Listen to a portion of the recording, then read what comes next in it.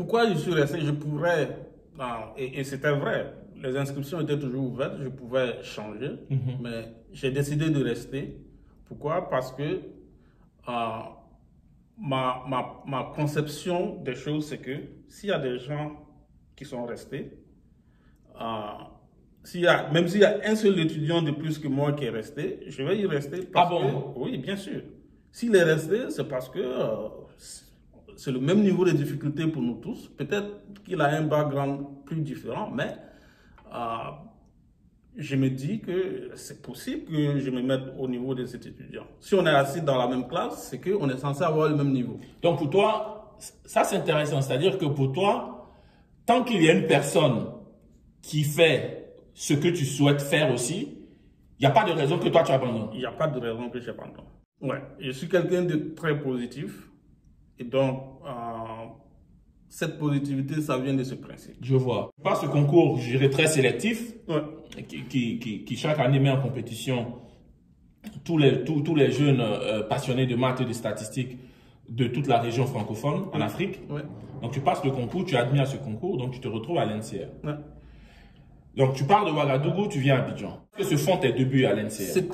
C'était aussi compliqué parce que d'abord c'était ma première fois de me retrouver à Abidjan avec un climat assez différent pour moi. Et donc, les débuts étaient plus ou moins difficiles, je dirais, parce que d'abord, quand je suis arrivé, je tombais régulièrement malade et donc je n'arrivais pas à suivre correctement les cours.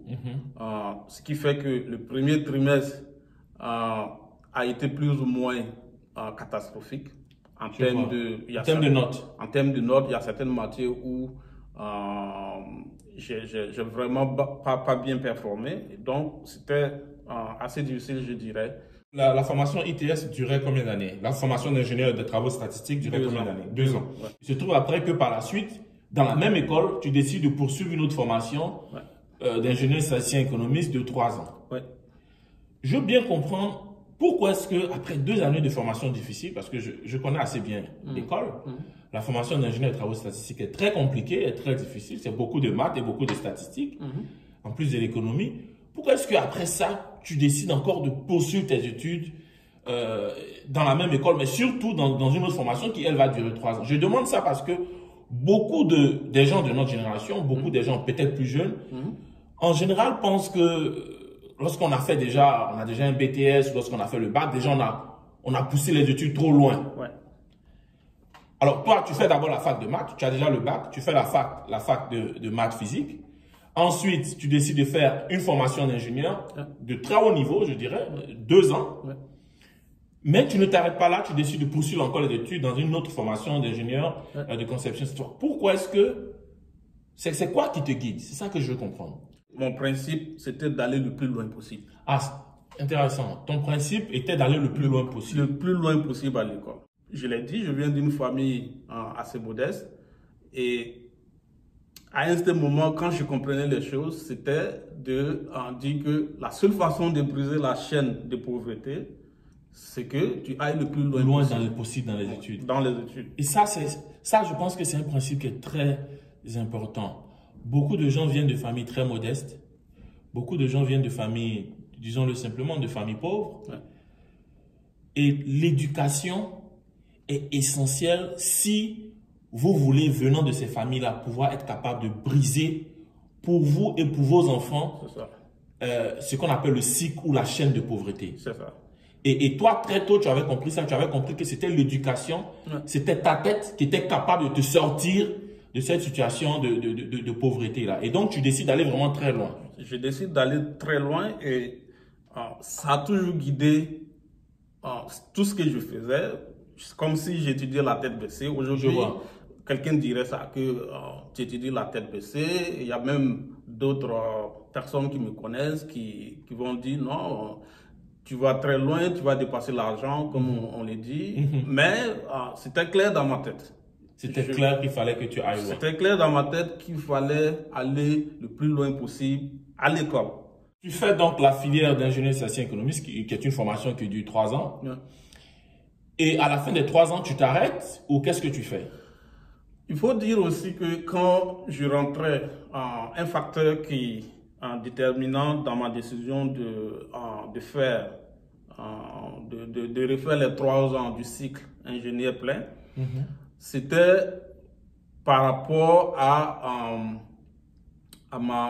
je dirais, à mon cursus expose. Donc, comme je te l'ai dit, ce qui me guide, c'est d'aller le plus loin possible. Le plus loin possible. Je dirais, à partir de ce niveau-là, ça devient un luxe. Tout à fait, ça c'est juste. De dire que tu vas aller au-delà. Parce que non seulement il faut avoir les moyens, ce qui était hors de portée pour moi, et ensuite, il y a un coût d'opportunité à rester pendant longtemps à l'école. C'est quoi le coût d'opportunité? Tu veux dire par rapport à la famille? Par rapport à la famille, par rapport même à ta carrière, tu pouvais sortir travailler, ça te donne plus d'expérience et autres. Donc, c'est un coût d'opportunité de rester à l'école pendant tout ce temps. C'est juste, et je comprends. Si tu mets sur la table le fait que mes parents étaient très pauvres, donc ça rajoute encore la pression. La pression de s'arrêter. De s'arrêter.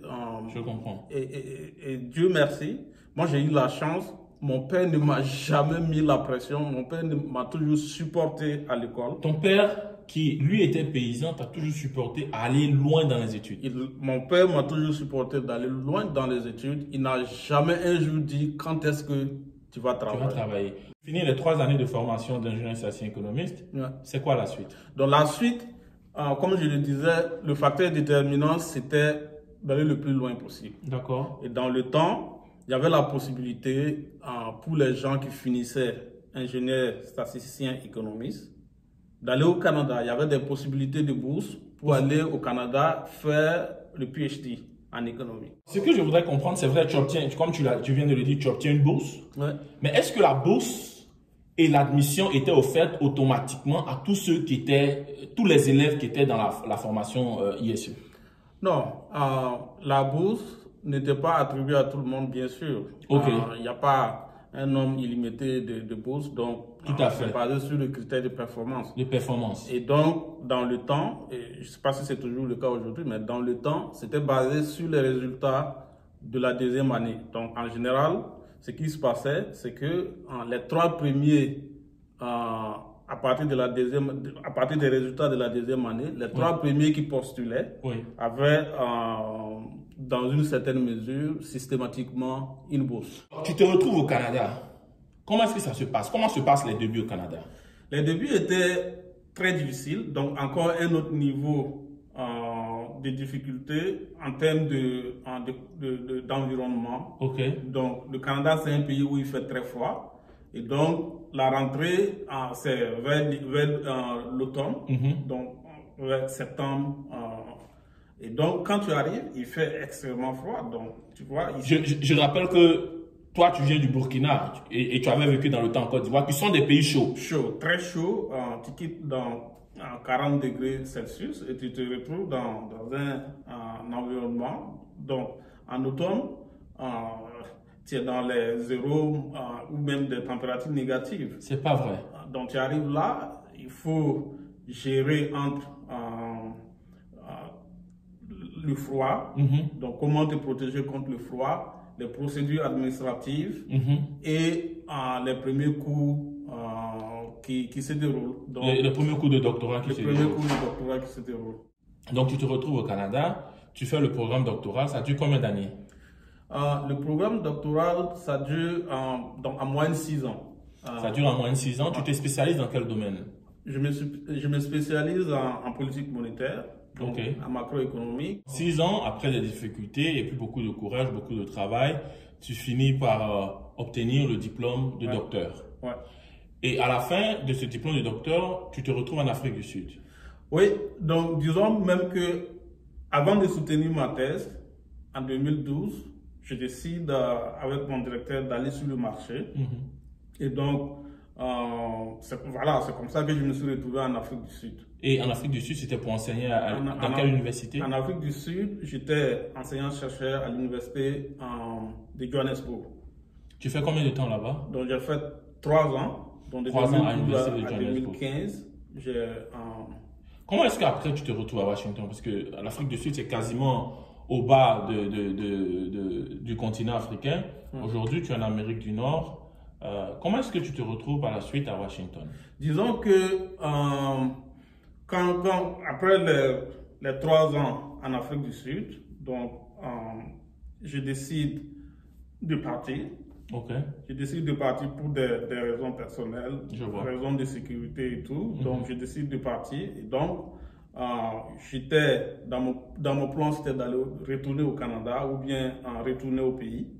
Parce que disons que ma vision des choses quand je suis allé à Johannesburg, c'était dans une certaine mesure de voir comment retourner sur le continent, que ce soit au Burkina ou dans un autre pays. Mais je savais que l'Afrique du Sud avait un système plus proche du système où j'ai étudié, donc le système nord-américain. C'était une bonne transition. C'était une bonne transition. Donc pour moi, c'était une période charnière où j'allais m'adapter et puis voir un peu comment les choses se passent. Et après là-bas, je pouvais aller sur le continent ou retourner au Canada. Tout à fait. Et donc, après les 3 ans, après 3 ans de travail, j'ai décidé de chercher et un ami m'a contacté pour dire, ben voilà, j'ai des gens de la Banque mondiale qui cherchent de bons chercheurs. Encore une fois, la formation,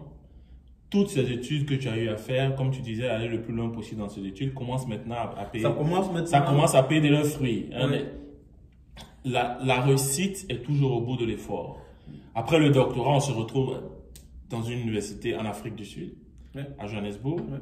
Et maintenant, il devient facile pour toi de quitter Johannesburg et pour aller à la Banque mondiale. Je pense que c'est aussi une leçon importante de comprendre que l'éducation, la formation, c'est toujours un levier important qui vous permet de changer d'horizon quand vous le voulez. Ouais. Je crois que dans la réussite aussi, je pense que la patience, c'est un élément crucial. Je vois. Il faut être patient.